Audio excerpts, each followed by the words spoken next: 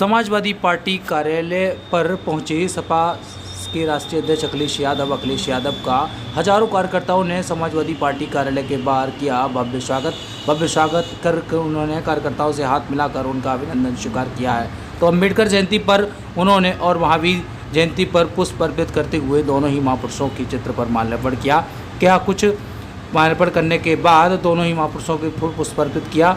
तो उसके बाद हुआ प्रेस वार्ता का आयोजन। प्रेस वार्ता कर जमकर भाजपा पर निशाना साधा है। क्या कुछ कहते नजर आए सपा के राष्ट्रीय अध्यक्ष अखिलेश यादव, सुनिए इस खबर के जरिए। महावीर जयंती मनाई जा रही है, मैं उसके लिए शुभकामनाएं देता हूँ। बाबा साहब भीमराव अम्बेडकर जयंती है। न केवल आज हम लोग इकट्ठे यहाँ मैनपुरी में हुए हैं, बल्कि देश में जगह जगह बाबा साहब भीमराव अम्बेडकर जी की जयंती मनाई जा रही है, उनको याद किया जा रहा है। और आज इसलिए भी याद कर रहे हैं कि दुनिया में सबसे बेहतरीन और सबसे अच्छा संविधान अगर किसी देश को मिला है तो भारत में बाबा साहब भीमराव अम्बेडकर जी ने दिया। जहाँ भारत रत्न और देश में उन्होंने जिस तरीके से समाज को समझा, जहाँ वो अर्थशास्त्री थे, वहीं समाज की जो बुराइयां हैं उनको भी वो समझते थे। दुनिया में कहीं जाति को लेकर के इतना भेदभाव नहीं होगा। आदमी आदमी से नफरत करता हो जात के आधार पर, ऐसा कहीं दुनिया में नहीं देखा होगा। जो भाईचारा होना चाहिए, जो एक दूसरे के प्रति लगाव होना चाहिए, जो एक जाति दूसरे जाति का सम्मान करे और जिस रास्ते पर समाज चले उस रास्ते को दिखाने का काम बाबा साहब भीमराव अम्बेडकर जी ने किया। इसलिए मैं बाबा साहब को याद करते हुए उनको बहुत याद करते हैं। अपने सभी साथियों ने जो आज प्रस्तावना पढ़ी है और संकल्प लिया है कि आने वाले समय में इस संविधान को बचाने के लिए हमें जो भी जनता के बीच में जन जागरण करना पड़ेगा, जन संदेश लेकर के जनता के बीच में जाना पड़ेगा और संविधान को बचाने के लिए संविधान की जो मूल भावना है, जो हमारी प्रस्तावना में है कि भारत हमारा लोकतांत्रिक देश हो, भारत हमारा सेकुलर हो, भारत हमारा समाजवादी रास्ते पे जाए, पंथ निरपेक्ष हो, उस रास्ते पे चलने का काम हम लोग करेंगे। यही संकल्प आज लिया। नेताजी आए थे। नेताजी का ये बहुत पुराना क्षेत्र है। नेताजी ने यहाँ जनता के बीच में और तमाम हमारे बुजुर्ग नेता जिनसे मिलने का मौका मिला, उन्हें सम्मान भी किया है।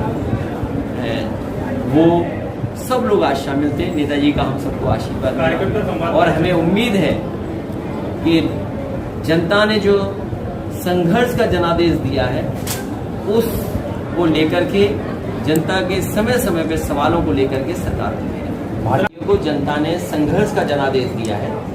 लोकतंत्र के मूल्यों को बचाने के लिए, संविधान को बचाने के लिए जो भी रास्ता अपनाना पड़ेगा, समाजवादी लोग संघर्ष का रास्ता अपनाएंगे। आपने चुनाव की समीक्षा की होगी, चुनाव की समीक्षा की। समाजवादी पार्टी में फिर से सेट लगाने की तैयारी शुरू हो गई है।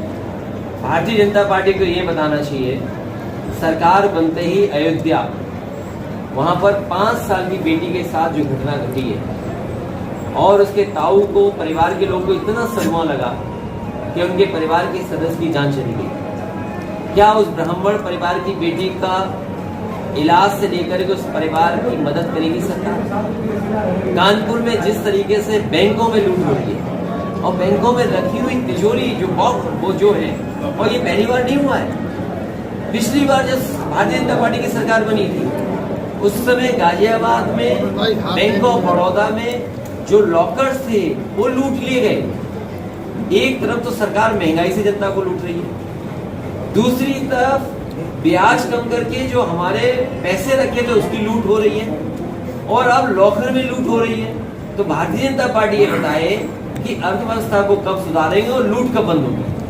कोई सोच सकता है कि नींबू के लिए डकैती हो रही है? नींबू के लिए डकैती? बुंदेलखंड में 5-5 हजार रुपए लोग गरीबों ने अपने रखे थे, उसकी लूट हो गई। यही छिबरामऊ, यही कन्नौज में एक फौजी के घर में लूट हो गई। मैनपुरी में भी लूट हुई होगी। आपके बगल के जिले में बताइए, फिरोजाबाद में सराफे व्यापारी को गोली लगी कि नहीं लगी? अभी सुनने में आया कि एक पुलिस का अधिकारी, जेलर, किसी से मिलने के लिए उनके परिवार के साथ क्या व्यवहार कर रहा था जेलर। यही एटा, एक दरोगा ने एक महिला थी, उसके पति को डरा करके धमका कर उस महिला से संबंध बना लिया, वो दरोगा जेल में है, आईपीएस अभी भी फरार है। अरे पत्रकार साथियों, आपके साथी भी जेल में है। अब ये अलग बात है कि आप में से बहुत सारे लोग हैं जो मन से और अपने दिमाग से सच लिखना चाहते हैं, लेकिन पता नहीं कौन सी ताकत है जो झकझोर देती है आपको। आपको बलिया याद आ जाता है। बताओ, बलिया में पत्रकार जेल में है कि नहीं है? और कौन जेल में है?